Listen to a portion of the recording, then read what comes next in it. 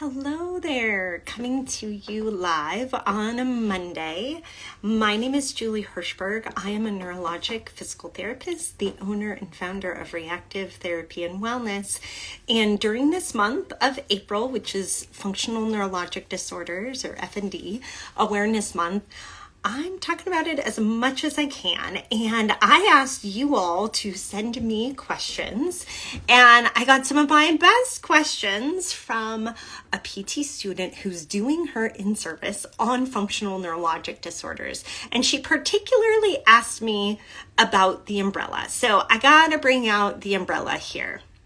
So let me bring the umbrella. This is something that I use a lot in teaching about functional neurologic disorders to other clinicians, in that it's really an umbrella term. So functional neurological disorder is the umbrella, and then there's many things that can fall under that umbrella. I've talked about functional cognitive disorders, functional movement disorders, we talk about a lot. Things like complex regional pain syndrome or CRPS, or persistent postural perceptual dizziness, 3PD, functional seizures, even persistent post-concussion symptoms can be due to disorders of functional connectivity in the brain. So all of these, by the way, each of these, I should say, have distinct diagnostic criteria, and I'll go through a couple of examples of that.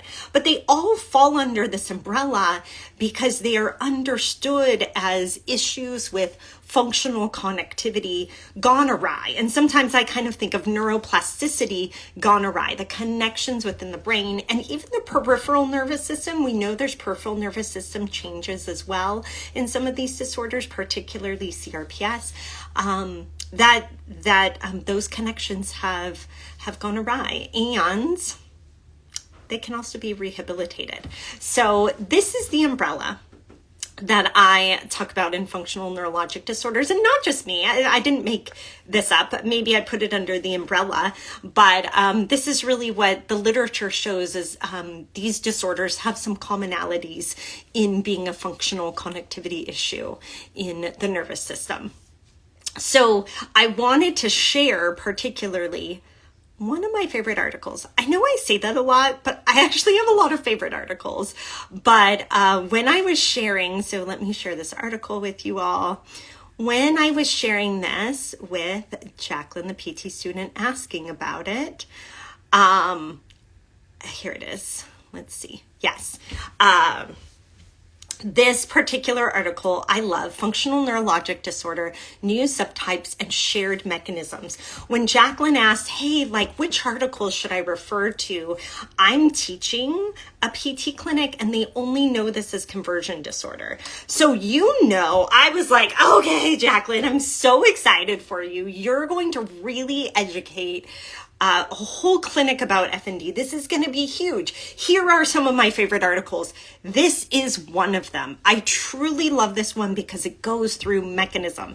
And I believe mechanism is so important to understanding. So this is Mark Hallet and colleagues who put this together. And I want to share a couple of resources from this article. And again, if you're on our newsletter, I'll send it out this Friday to clinicians, next Monday for if you're a patient. And if you're not on our newsletter, get on it, reactiveeducation.com if you're a therapist, and reactivept.com if you're a patient. So this is one, I know it doesn't show up really well here. I should make it smaller for you all, but this is one of the tables from that article that talks about functional movement disorders and seizures here. So seizures being at the top, functional movement disorders being at the bottom, and it talks about how these are distinguished, specifically some of the established diagnostic criteria and some of the new diagnostic criteria that has come out as our technology in understanding these have gotten a lot better. So this article lays out that yes, there are distinct diagnostic criteria criteria for these things under the umbrella of FND, like functional seizures, like functional movement disorders, and then also for things like functional cognitive disorders, which I talked a lot about in the last couple of weeks, and then persistent postural perceptual dizziness. That's a mouthful. So these all have distinct diagnostic criteria. So they're not all the same disorder, but they are all types of functional neurologic disorders. So what I find is so helpful in just understanding this concept under the same umbrella, they're under the umbrella because of mechanism. And that means some of the same things that you would use for assessment and treatment might be the same. Now, there's going to be some differences for sure. And you know me, I'm not a cookie cutter kind of girl. I like to have an individualized approach, but there are really some key pieces that can overlap. And so I want to share some of those shared mechanisms which come up in this beautiful diagram from this article. You know me also probably that I love a good diagram. I love a good figure. And let's see, it's so tiny. Let me see if I pull it up here so I can talk you through. So if we go in order, 1, 2, 3, it kind of starts in the middle and goes around the top. Number 1 being predisposing factors that may predispose somebody to a functional neurologic disorder. And there's a lot of different pieces. So pain syndromes, things like irritable bowel syndrome, neurologic disorders or other medical conditions. So migraine, epilepsy, Parkinson's disease. We see a lot of people with inflammatory or autoimmune conditions or mast cell activation syndrome or connective tissue disorders, psychological disorders, or stress, genetic risk factors. But sometimes for some people, we find none of those things. So they don't have to be there for functional neurologic disorder to occur. So the second, this is the one that I feel is most important for kind of bringing together this umbrella of the different disorders. Example of precipitating factors. These would be very different for the different types of functional neurologic disorder. So for example, somebody might develop a functional movement disorder after a broken foot or ankle, or, like Oliver Sacks, a major knee injury, maybe even side effects of drugs. So those could be a precipitating factor for a functional movement disorder. For a seizure, it could actually be epilepsy. Sorry, I had a hard time with that word. Epilepsy or an episode of syncope that could be a precipitating factor for developing functional seizures. For functional cognitive dysfunction, it might be a brain injury or concussion. For dizziness, so for 3PD, there's often a vestibular insult of some sort. Maybe it's BPPV, maybe it's a vestibular hypofunction of some sort, maybe it's even Meniere's disease, but there's usually some sort of vestibular pathology that is precipitating the onset of 3PD as a functional dizziness disorder. So here's what I think is so interesting. All of those pieces are kind of in this timeline of precipitating. They may be different, but they all lead to this functional connectivity issue that's occurring in the functional neurologic disorder. The other part of this is that there are those pieces like knee injury, vestibular insult, all of those. You could at the same time have something else happen. So this has happened in military veterans, a blast injury with PTSD because of how that occurred. Or like Oliver Sacks, I always have to bring this up. I'm the biggest fan of this book, and I think I don't actually know where it is right now. It's usually at the top here. But Oliver Sacks wrote a book about this, A Leg to Stand On, and he had both a really terrible knee injury with a major panic attack because he thought he was going to die, being run down by a bull. on the Swiss Alps, I believe it was. So he expresses both of those pieces, the pathophysiological and maybe the psychophysiological as well. But they don't all have to have both pieces, though it's common when you have an injury that you also have some sort of traumatic event with that. So those are common mechanisms in these FND umbrellas. Some of the comorbidities are at the top where it says number 3, psychological and pathophysiological. Like I said, we see a lot of comorbidity with connective tissue disorders, with inflammatory or autoimmune disorders, migraine, Parkinson's, MS, can be common comorbid conditions. Another piece that is common in understanding all of these things under the functional neurologic disorders umbrella are these understandings of what are happening in the brain, including, so if you look at the brain in the middle, top-down prediction errors, and impaired integration of sensory input. So this is bottom up. So top down prediction errors, bottom up sensory input. And this is why we also understand, there might be comorbidities of autism or sensory processing disorders that may be comorbid, may be predisposing a person to developing a functional neurologic disorder. Along the side, we can see there's also perpetuating factors, treatment, yes, because it could be very effective, and then an outcome for a person as well. So that's the good news. If I go back to the umbrella, so that this diagram really describes the shared mechanism. If I go back to the umbrella here, let me come back to the umbrella, is all of these different types of functional neurologic disorder, because they share a common pathophysiology and mechanism, they can have similar pieces from a therapy standpoint of assessment and treatment. I have a good question here.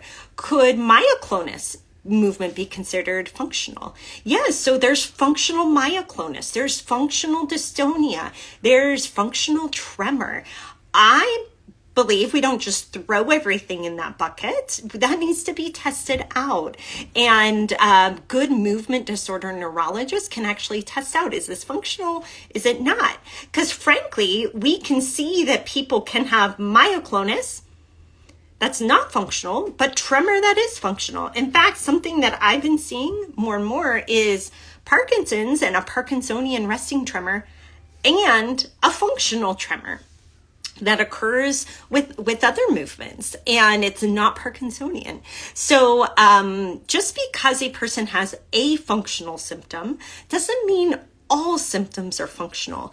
I think this takes a very keen eye to assess, but not so keen that any therapist could do this. Any therapist can screen for this, but you got to pay attention. You got to do a good neuro exam to tease that out. But to diagnose it to this person's question, you need a neurologist. And I think if you have myoclonus, you should be seeing a movement disorder neurologist. I think it should be a specialist. So Jacqueline, thank you for the question about the umbrella. I'm so glad you asked it. And again, if you have questions over this month about functional neurologic disorders, please reach out. Send us a message. Put it in the comments. We want to hear from you. And we'll keep answering your questions. We're here to advocate for the world of people with functional neurologic disorders that are often really misunderstood. And I think that has to end. So I'm here doing my part to end it. Another great question. Entrainment is the key to discriminate. So entrainment is a test that we would do for tremor. So entrainment is kind of a cool word because it basically describes exactly what we're doing. We're looking to see if a tremor can train to a specific frequency. So if so, then they have positive entrainment. Yeah, so you're right. Great question. So it would discriminate, for example, if somebody had Parkinson's and had a Parkinsonian resting tremor, but then let's say they developed a leg tremor while they were walking, or at rest or with movement. What we would see is actually with standard pieces of the UPDRS, the Parkinson's assessment, or coordination testing, we would actually do our rapid alternating movements or coordination tests, change the rhythm of those, and see if the tremor actually trained to that frequency. And that's not the case with a Parkinsonian resting tremor. So you're right. That's how we would distinguish. Oh, that's a functional tremor and that's a Parkinsonian resting tremor.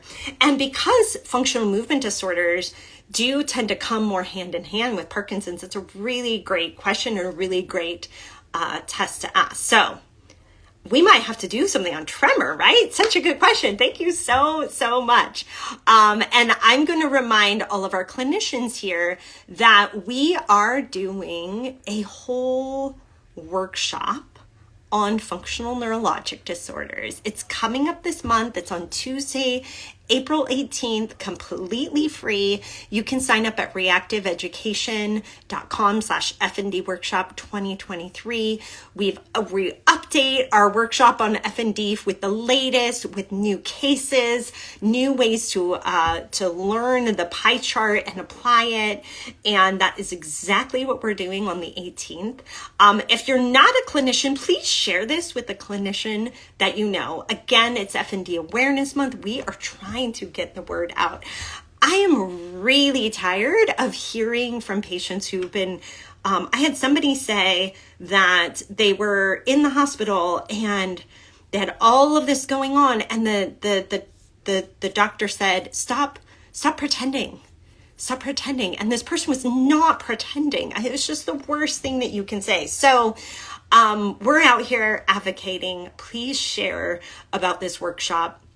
We want to share this with 1,000 people if we can. That's actually our goal. We have big goals. So please share this with any, this is geared towards clinicians. Don't worry, we'll actually do one geared towards patients as well. But this is geared towards clinicians to spread the word. So we'll be doing this April 18th. Please spread the word. And in the meantime, keep asking me questions and I will keep answering. Thank you so much and have a really great day.